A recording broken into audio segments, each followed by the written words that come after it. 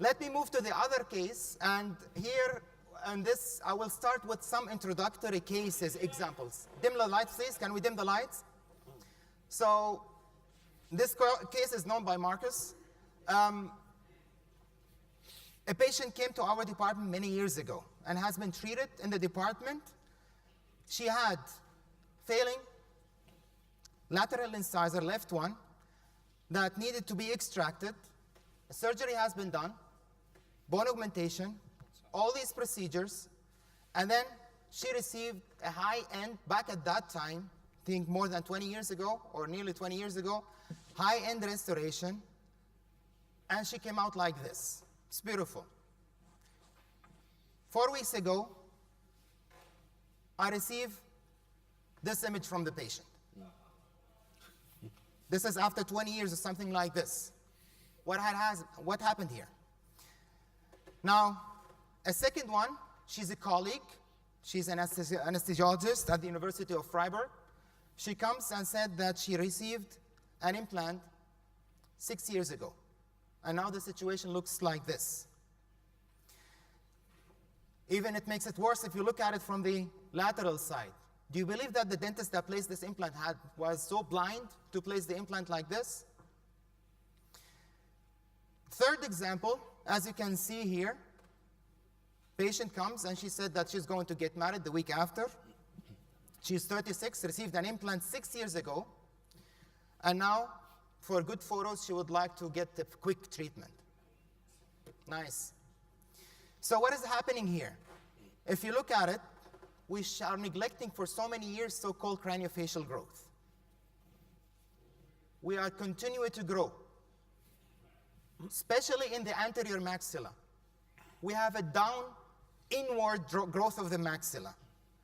And this will be depicted by shortened incisal edge, higher level of the gingiva, and this again, because of the implant will stay there, and this is not the whole story, but here on the side, downgrowth and ingrowth, rotational movement. And I would like to hear David's recommendation about this later. David, can you give us some information on your knowledge about this problem? I have some questions for him, but just let me finish this slide, Okay. please. So again, the implant will stay there and we are changing. Don't forget, the bone will never stay there. There are changes. And as you can see, with all these patients, we are increasingly seeing patients every day of these situations. So what to do now? The question is, at what age can we place implants safely? And my questions for you, David, at what age does the craniofacial growth stop? The second one, is there a difference between different facial types? And is there a difference between males and females? And last but not least, at which age can the implant placement be considered safe? Okay. Am I on? Okay, first of all, I don't know if you can hear me. No? No, yeah. Number two. Is it not on? No. Yeah, it's on. It's on? Yeah, but a little bit higher up. And this is it on? Number two. Am I on? Okay, obviously this is a typical case of infra-occlusion. Unfortunately, we know about it very well today, 2017. Years ago, we didn't know much about it. You know, I've been around for a while, and Peter Worley and I were in school together many years ago with Schnittman, giving courses on implantology, one of the first courses I think that existed. And when in orthodontics, when it came around, they were giving recommendations for boys around 18, for girls around 16, even earlier. And obviously, to place implants, and obviously today, as Nitsan pointed out very well, there's a continual growth of the alveolar process. Behrens showed that years ago. There's a continual growth in adults, looking at cephalograms. And Gemt published a paper on this not long ago, actually, showing several problems with single implants placed next to natural teeth. And this is exactly what he showed, is that you get lingual movement lingual movement of the adjacent natural teeth. You get infraocclusion of the implant. And he also showed that, in fact, it's worse in females as compared to males. It's worse in the hyperdivergent skeletal pattern as compared to the brachycephalic type patient. And I don't think we can ever be safe. You know, in an individual patient, there's always the individual to consider, and some cases may turn out well and others don't. You know, it's like retention in orthodontics. We move teeth. We saw some tooth movements this morning. Will those cases be stable? We don't know. Some cases are stable. Some cases are not stable, and it's very difficult to predict. So to repeat these questions, at what age does craniofacial growth stop? I would say never. You know, if we're looking at small amounts of growth, is there a difference between facial types? Yeah, I think it's worse. More infraocclusion in the long face patient, the hyperdivergent patient. And is there a difference between males and females? It's been showed that females are more unstable in terms of growth. And at which age implant placement can be considered safe? Again, I don't think we can say it's ever safe. Okay, thank you very much. Do you have another slide before we go for the vote? Or? Yeah, I'm just continuing now before the vote. Actually, if you go to the literature, there's a very nice paper from Dentistry that the face summarized all this, that the face can grow up to 45 years. And I'm sure that you agree also, David. And the alveolar bone, we have an alveolar bone growth that can grow up to 65 years. So this means that this continuous status will never stop. And we're thinking only static. So think about this mobility, consider it, always consider it. Sometimes you see, like you place an implant restoration and you have ideal proximal contacts. The patient will come back after 5 years and you see that the contacts in the proximal areas in the posterior region are open. And you wonder what happened, right? This is a continuous situation. Our ear continues to grow. Our nose continues to grow. Our bone changes itself every 7 years. So we have to consider this. Now, craniofacial changes are lifelong. There is an often accelerated change, thus greater risk of disharmony occurring in the 40s. And there's a very nice paper by Nidsan and Devorah about this topic after the age of 30 and before the age of 30. When these changes occur, of course, they are three-dimensional. They're not going to be in only one dimension. We have multiple vectors. The magnitude and exact direction varies according to the patient. And the implant restoration have come, of course, again becoming shorter relative to the incisal edge of the adjacent natural teeth, accompanied by the asymmetry of the soft tissue. And teeth and soft tissues are moving down in a harmonious way, but the implant and its associated restorations are fixed in position. And this results in thinning of the bone and soft tissue on the labial aspect of the implant. Now, the question that put itself now, and now you will be able to provide your feedback, is what are the best measures to ensure completion of craniofacial growth? First, is it analysis of a hand X-ray? Second, analysis of a hand X-ray and a cephalometric image, or analysis of two cephalometric images taken at least 1 year apart. And the vote is open now, please. 3. And this time I will give you only 20 seconds.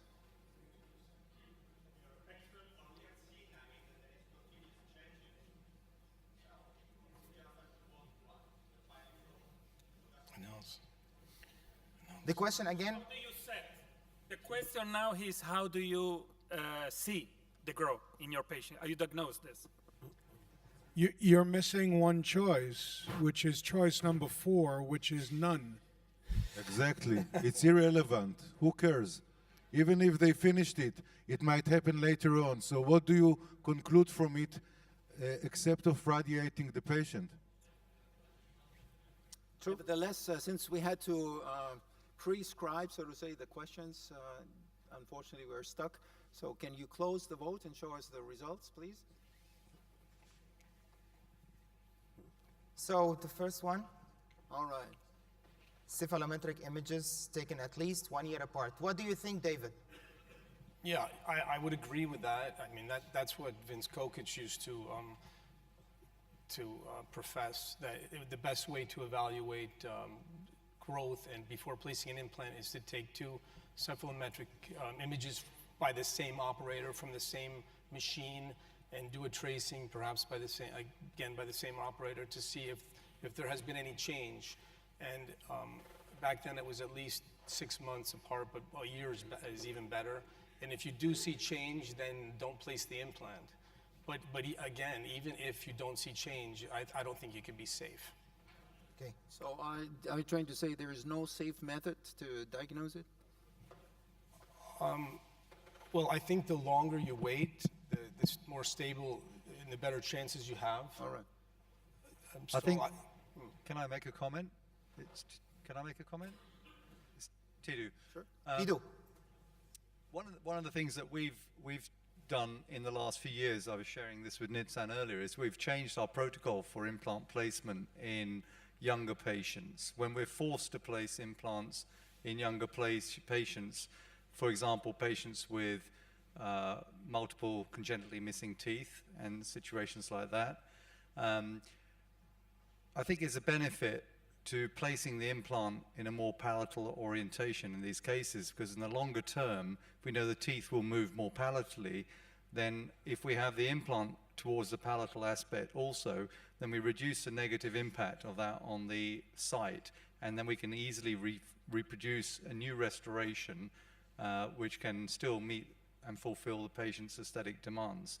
I think the danger is if we're still placing implants very facially orientated, then we have a limited opportunity to retreat the case.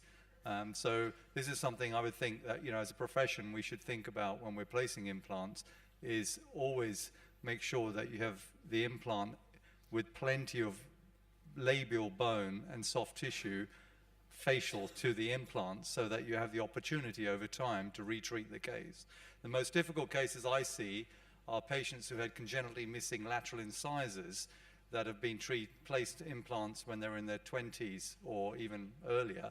And when you see these patients in their mid-30s and 40s, you know, the teeth are sticking out here, and they have cemented crowns on gold abutments which have angled, and then you have no opportunity to retreat the case. You have to bury the implants and do a resin bonded bridge, or if the patient wants to go through aggressive surgery, you can take the implant out and redo everything. But you know, I think it's interesting to think about. It's As a a way general to, comment, almost all the daughter that I know, or the implantologists, good implantologists that I know that have a Genesis, they have a nice Maryland bridge, but move forward.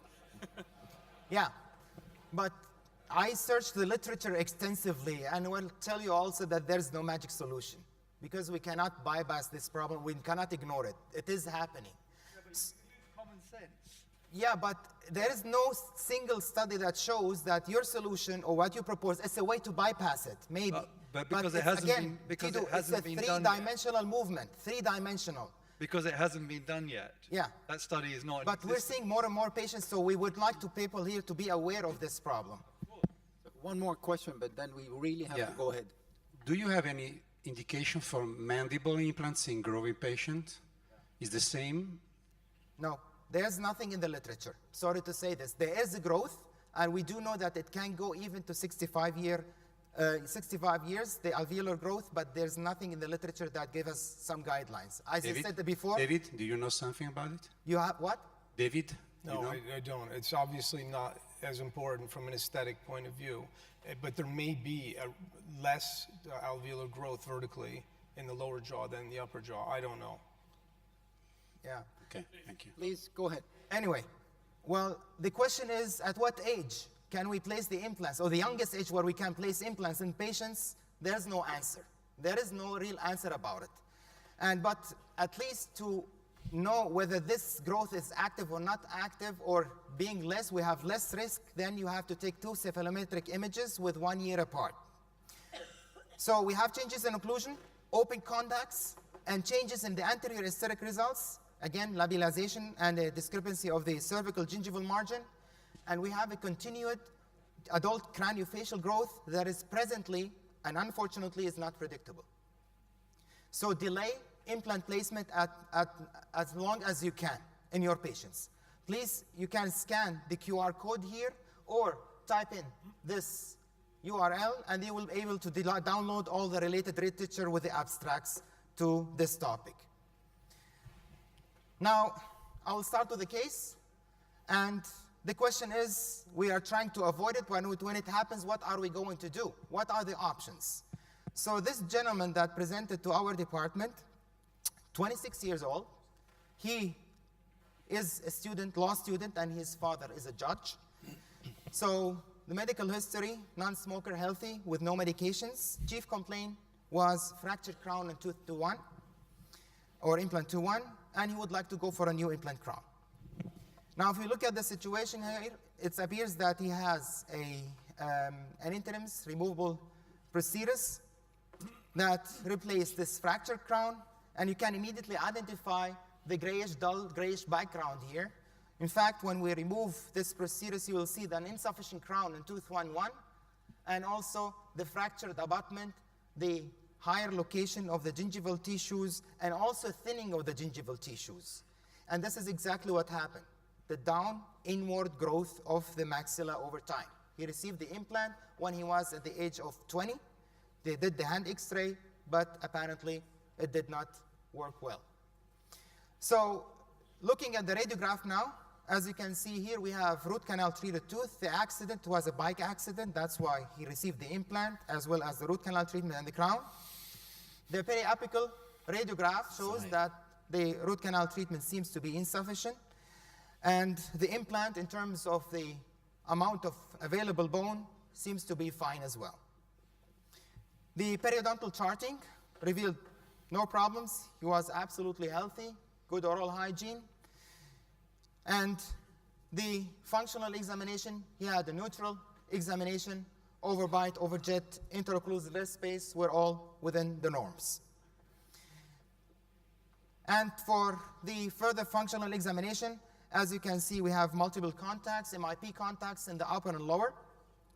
And you can see here, missing, of course, because in the anterior region, he had not that good orthodontic treatment, and that's why we were missing some contacts in the anterior. Protrusion, lateral movements, and to the right and the left were done through either the anterior teeth or the lateral, the first premolars as well as the canines. Aesthetic analysis, we are lucky, of course, because he has a cervical effect, does not show the cervical area. And the further analysis revealed no abnormalities. Everything was within the norm. Of course, we have irregular tooth axis, form, internal incisal angles, and gingival zenith. And here you can immediately identify the course of the gingival course, as well as the tooth form also were irregular. Now the diagnosis, we have no abnormalities, extraoral, intraoral as well. We have insufficient crown 1-1, fractured implant crown and abutment 2-1, fractured incisal edge and 2-2, and no periodontal issues, insufficient root canal treatment on tooth 1-1, insufficiently restored partial edentulosum, last but not least, compromised aesthetics. So the question now, prognosis. I said for the implant, it has a good prognosis, all other teeth apart from the tooth 1-1, because we don't know what is underneath this crown. And because of the insufficient root canal treatment, we said a questionable prognosis after removal of the crown, and then redo of the root canal treatment, then we're gonna reassess the prognosis. So what is the treatment plan? What would you go for? Well, again, we would like to have a brief comment from Oliver about the endo treatment on tooth 1-1, but a brief one since we're running a little late. So we would have to take off the crown and take off the structure underneath. I don't know exactly if there's a post which has been put inside the tooth before, if the post looks misangulated to me, and we first have to evaluate this. But the main treatment option or treatment target should be to maintain the central incisor, if we can. This should be the first treatment option. Thank you. Thank you. Arndt, what you would do? I think we have two treatment options. Of course, first make sure that the right central incisor is, has a good prognosis. And then we have two options. One option is take out the implant and redo the case. But I think in this case, you could also go for soft tissue augmentation and an under-contoured abutment and then do a new crown. I think you can end up with a decent result as well, because the patient has a low lip line, and this would be an option that's not that aggressive. Then redo the whole case. Yeah, and not inflammation. Yeah, there seems to be no inflammation, right? But I think there's no bone buccally of the implant, so this is a compromise, of course, because you see the shine-through effect of the titanium. You will regenerate only increase only the soft tissue or also the hard tissue? What do you think? Sorry? You would increase only the soft tissue or the hard tissue too? I mean, the implant is placed too far buccally. I think it's not really predictable to augment bone there. You just augment soft tissue and do a new crown. And this is, this is an option that has some drawbacks, but it's still an option you can discuss with the patient. Difficult. I mean, the first thing is to get the upper right central stable, but I think it's very important at this stage not to extend a provisional crown beyond where we already are. We don't want to extend the margin any further because we might need that root surface for future augmentation. But I think if the chap is quite young, he's 24 years old, he's going to want something predictable for the rest of his life. I think keeping that implant is a compromise. Yeah. If he is up for it, I think removal would be indicated unless he felt very strongly against it. I would ideally like to do it with a reverse torque machine and not surgically trephine it, because I think that would be very destructive. If it doesn't come out with a reverse torque, then we may have a bigger problem. You can also do a bone lid. Or a bone lid, yeah. We can use piezo. We can be very conservative in how we remove it. But I think ultimately, when you look at the tissue structure, although it looks like radiographically there is good bone crest, the labial papilla is missing, and I think it will be very difficult to get a very good aesthetic result interproximally between the incisors if the labial papilla is missing. So I think we have to commit to augmenting buccally. Luke, do you have any technical comment? First of all, the basics has to be done by the perio, and then of course I would go for ceramic crowns, of course, whether screw retained or cemented. It depends on how the axis of the implant is, of course. Looks like a little bit back. Yeah. Very. Sorry? Looks a little bit back the axis. Yeah, then you can have please, screw. comment from Nissan? Yeah, first of all, the guy has very low lip line. The second thing is that if you look at the occlusion, it is canted.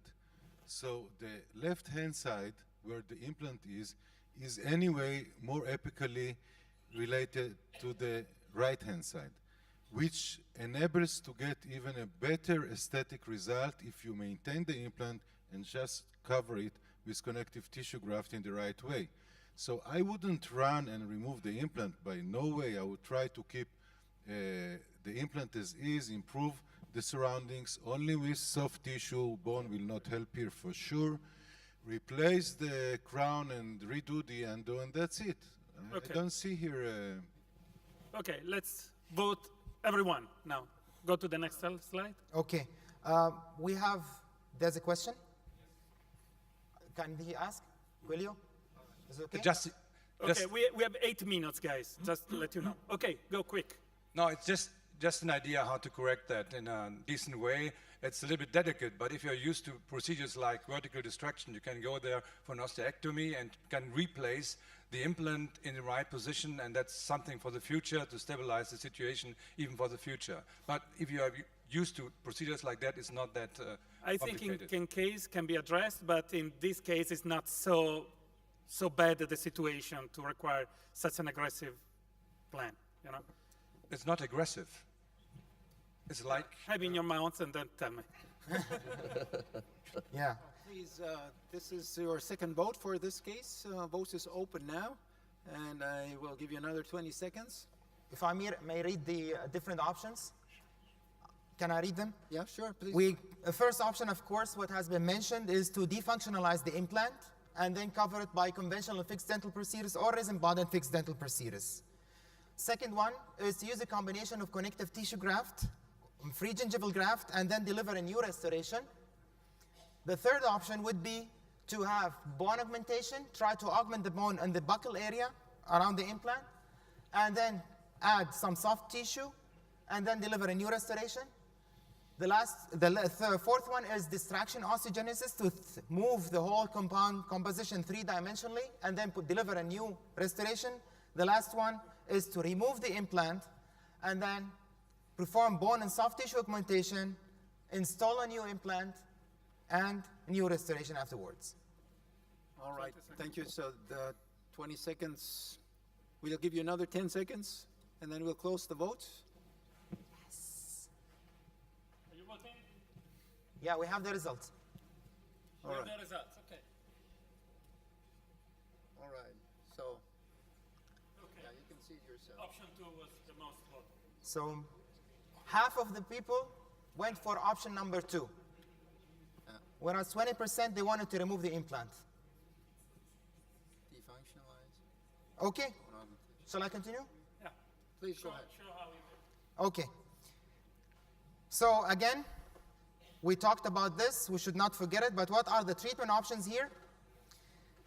We have the different modalities. And again, we like to put the different advantages and disadvantages. And here, patient comfort, of course, to defunctionalize and place removable dental procedures or fixed dental procedures is easy.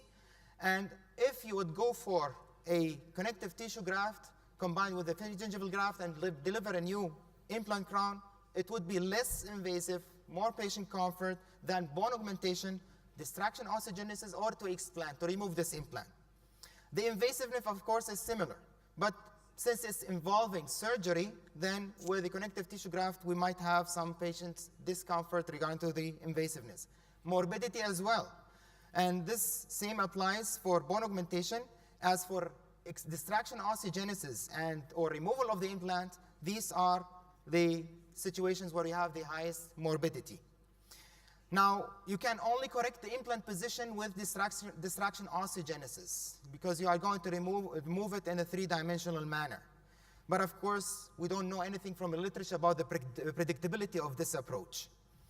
To compensate for the soft and hard tissue defects, of course, with distraction osteogenesis, as well as with connective tissue graft and bone augmentation, the predictability of the aesthetic outcome for the resin-bonded fixed dental procedures, if we have spacing between the teeth, then it will be a little bit difficult.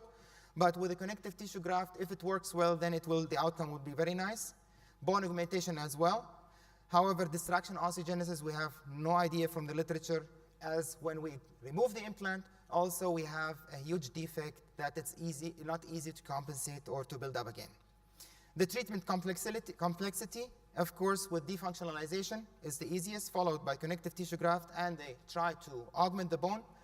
Oral hygiene, single restorations can be easier cleaned than the splinted or with a resin-bonded one. Economics, it's clear to say.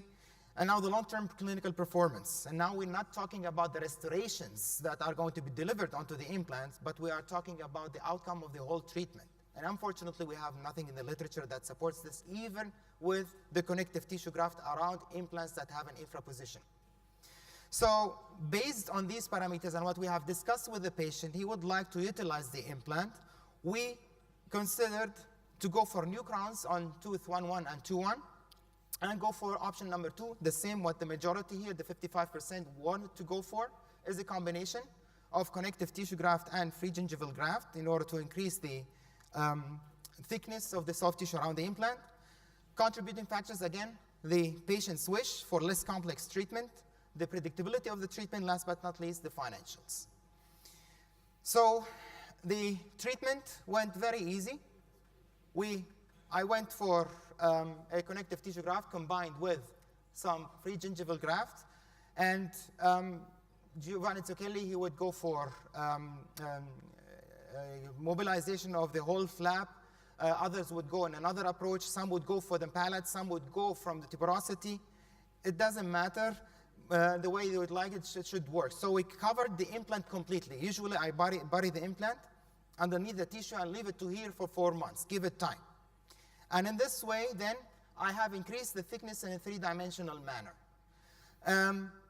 After 4 months, you can see the situation where we have quite thick, soft tissue in this area, and then I can go and work 3-dimensionally with the tissue with a second stage surgery. I can put everything more to the buccal.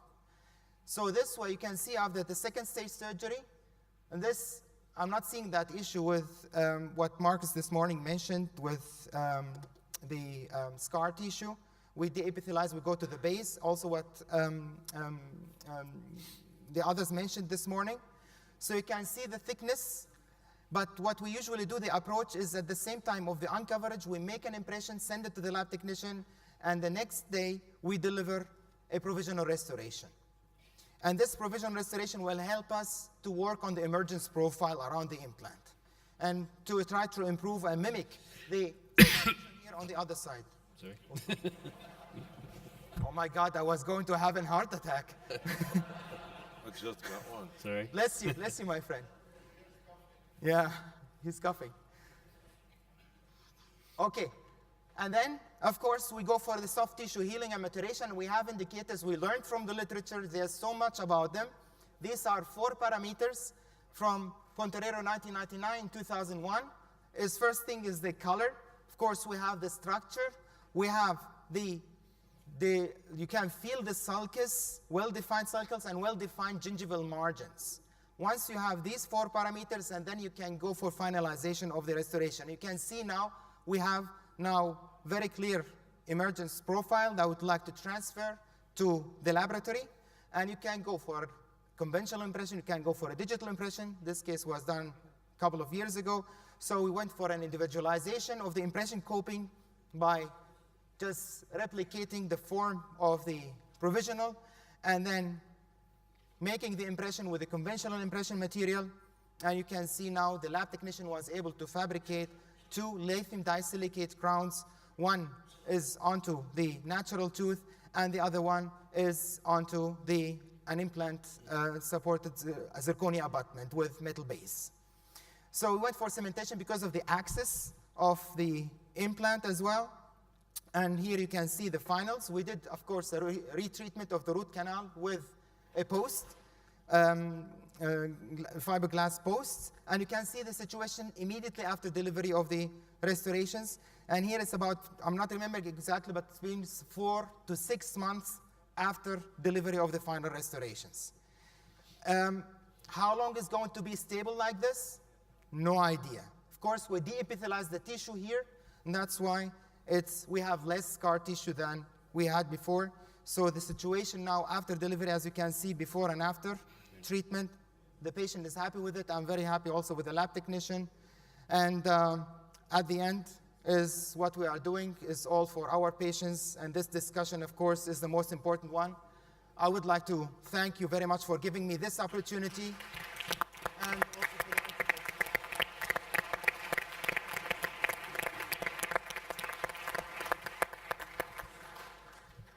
I think the speakers, we would like to congratulate with him because he carried out very nicely all the discussion. And thank you also to the guys of the panel. There are any final comment that you would like to address?